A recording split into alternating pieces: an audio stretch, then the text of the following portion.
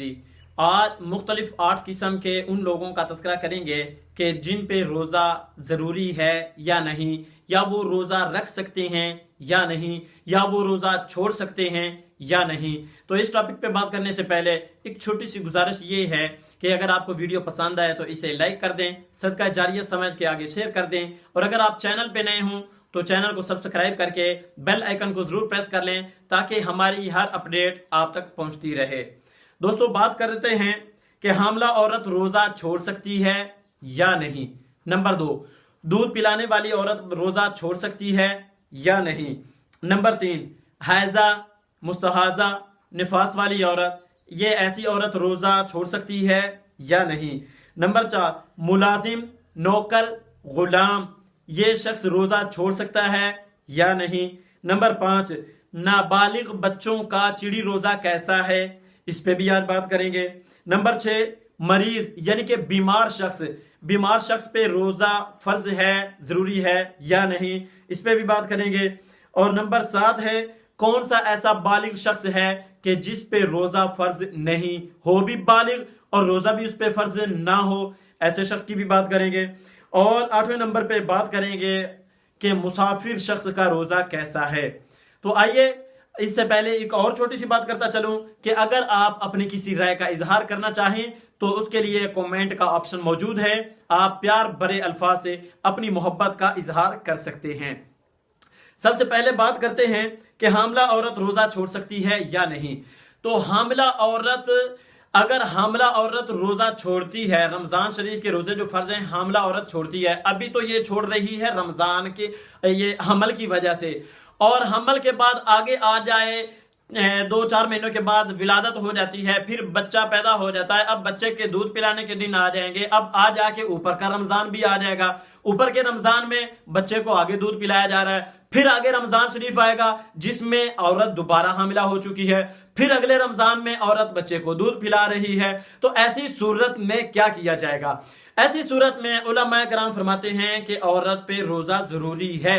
हाँ, अगर कोई ऐसा मर्ज लाहिक हो, या मर्ज का खतरा हो, या बच्चे का खतरा हो, या सेहत के खराब होने का खतरा हो, तो ऐसी सूरत में रुजू किया जाएगा डॉक्टर की तरफ, और हर लल्लू पंजू डॉक्टर की तरफ नहीं जाया जाएगा, बल्कि देखा जाएगा कि जिस डॉक्टर के पास हम जा रहे हैं क्या ये दीनदार है या नहीं, क्या ये मुत्तकी है या नहीं, क्या ये परहेजगार है या नहीं। अगर वो दीनदार, मुत्तकी, परहेजगार होगा तो फिर अगर वो ऐसा डॉक्टर कह दे कि आप हामिला हैं तो रोज़ा नहीं रख सकती, तो जी हाँ, फिर शरीयत भी कहती है ला युकल्लिफुल्लाहु नफ्सन इल्ला वुसअहा।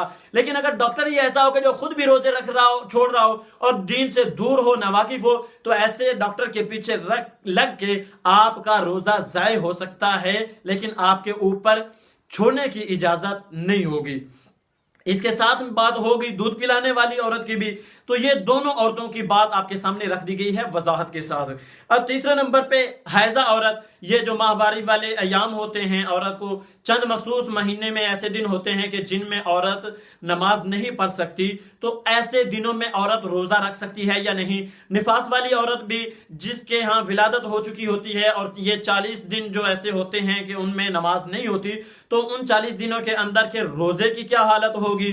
तो इस रोजे का जो हुक्म है वो ये है कि यहाँ पे रोजा नहीं होगा, बल्कि रोजे की कज़ा की जाएगी। नमाज इस हालत में नमाज बिल्कुल माफ है, नमाज की कज़ा नहीं है, लेकिन इस हालत में हैजा औरत के लिए भी रोजे की बाद में कज़ा होगी, और निफास वाली औरत जो है उसके लिए भी बाद में कज़ा होगी। आगे बात करते हैं कि मुलाजिम, नौकर, गुलाम का रोजा कैसा है। तो इस बारे में शरीयत कहती है कि 12 महीने हैं साल के, 360 दिन हैं, एक महीना 11 महीने अपनी मन मर्जी से खा के कर के कमा के एक साइड पे करने, और एक महीना सिर्फ 30 दिन का रोजा जो है ऐसे शख्स पे वो जरूरी है। बिल्कुल कतअन इजाजत नहीं कि वो रोजा छोड़े। हाँ, अगर वो कहता है कि मैं अगर दिन भर काम करूंगा तो फिर रोजा नहीं रख सकता, और अगर रोजा रखूं तो फिर मैं काम नहीं कर सकता, तो क्या करूं, اس کے لیے یہ ہے کہ جناب ایسا مزدور غلام شخص رات کے وقت کام کر لیا کرے. بہت سے کام ایسے ہیں جو رات کو کر لیے جاتے ہیں اور ہمیں چاہیے کہ ہم اپنا ماحول ہی ایسا بنا لیں کہ جس میں غلاموں سے مزدوروں سے دن کے وقت کام کم لیا کریں اور رات کو وہ کام زیادہ لے لیا کریں. ایسا بھی ہونا چاہیے. ایسی کوئی ترتیب ہونی چاہیے. جو بڑے لوگ ہیں, جو سرداران ہیں, میری ویڈیو کے دیکھنے والے سامعین ناظرین ہیں, ان کی بات کر رہا ہوں کہ وہ اپنے چھوٹوں پہ رحم کریں. ایسی ترتیب بنائیں کہ وہ رات کے وقت میں کام کر لیا کریں. ایک مہینے کی ترتیب کو الٹ پلٹ کر دینے سے کچھ بھی نہیں ہوتا. نہ جانے جب آنکھ بند ہو جائے گی اس وقت ہماری ترتیبیں کہاں کی کہاں چلی جائیں گی. آگے بات کرتے ہیں کہ نابالغ بچوں کا چڑی روزہ کیسا ہے. چھوٹے بچے رات کو بیچارے چیختے چلاتے سو جاتے ہیں. رات کو کہتے ہیں مما مجھے صبح اٹھانا ہے, آپ نے جگانا ہے, میں نے روزہ رکھنا ہے. اب صبح وہ بیچارہ اٹھتا ہے, روزہ رکھتا ہے. 12 بجے اس کی طبیعت ایسی ہو جاتی ہے کہ وہ کہتا ہے کہ اب تو کسی طرح سے کوئی رعایت کر دی جائے. تو شریعت مطہرہ کی طرف سے اس کی طرف سے رعایت ہے. چھوٹا بچہ یعنی کہ نابالغ بچہ جو ہے اس پہ روزہ فرض نہیں ہے. اگر ایک بچہ یہ کہتا ہے کہ میں روزہ رکھ رہا ہوں 10 بجے تک, میں روزہ رکھ رہی ہوں 12 بجے تک, میں روزہ رکھ رہا ہوں ظہر تک, میں روزہ رکھ رہی ہوں عصر تک, تو شریعت کی طرف سے رکاوٹ نہیں ہے. ایسے بچے کو روزہ رکھنے دینا چاہیے کیونکہ آگے چل کے جوانی کے وقت اس کی یہ عادت اسے کام دے گی. اگر آج ایک بچہ 10 بجے روزہ چھوڑ رہا ہے تو کوئی بات نہیں, اس پہ روزہ فرض تو نہیں ہے. جو اس کا روزہ ٹوٹ نہیں رہا, چھوڑ رہا ہے وہ, تو اس کا جو اتنا سا عمل ہوگا اس کا ثواب والدین کو ملے گا. بچے کا گناہ, نابالغ کا گناہ کسی کو بھی نہیں ملتا, لیکن نابالغ بچے کا, بچی کا ثواب جو ہوتا ہے وہ والدین کے کھاتے میں لکھ دیا جاتا ہے. تو آپ آج کا روزہ بچے کو 10 بجے تک رکھوا دیں, اگلے دن کا روزہ 10:30 کا رکھوا دیں, اگلے دن کا 11 بجے تک کا.